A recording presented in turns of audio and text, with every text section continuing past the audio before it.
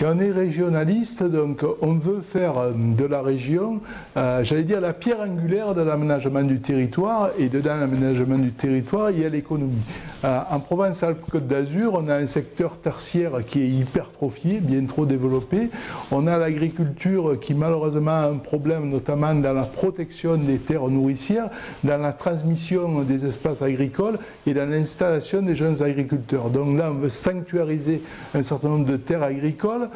pour pouvoir simplement nourrir la population et être moins dépendant, surtout en cas de problème, du monde extérieur. Il y a également un effort à faire en termes d'industrie, mais à condition que cette dernière ne rejette pas un environnement ouvert, mais s'engage dans la transition énergétique et dans la transition écologique. Donc là, il y a des vraies marges de manœuvre. Pourquoi pas créer, parce qu'on a un problème de transport dans la région, un pôle de compétitivité de transport qui pourrait nous apporter, dans un service public régional des transports, des solutions concrètes, économiques et écologiques, bonnes pour la planète, bonnes pour le porte-monnaie, pour avoir des alternatives à la bagnole. Et également sur le tertiaire, développer l'économie sociale et solidaire, rompre avec le tourisme de masse, N'avem-Pron d'être le bronze-cul de l'Europe, on a assez d'être le bronze-cul de l'Europe, mais développer un tourisme durable qui s'appuie sur la connaissance de notre biodiversité,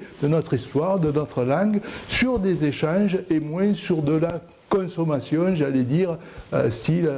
comme ça, à la plage, etc. Bon, il en faut, pourquoi pas, mais pas que ça et pas tout ça. Et j'ajoute que dans le tertiaire, il y a un vrai problème de salaire, puisque bien souvent ce sont des temps partiels subis et non choisis, avec des jeunes qui ont beaucoup de mal à se loger dans une région qui a du mal à respecter la loi solidarité et renouvellement urbain. Donc essayer de rééquilibrer tout ça et conditionner les aides de la région au respect des normes sociales, au respect des normes environnementales pour se développer d'abord dans la région, ouvrir sur l'Europe, parce qu'on est aussi au sud de l'Europe, et sur le reste de notre espace méditerranéen qui est Mare Nostrum, notre espace naturel.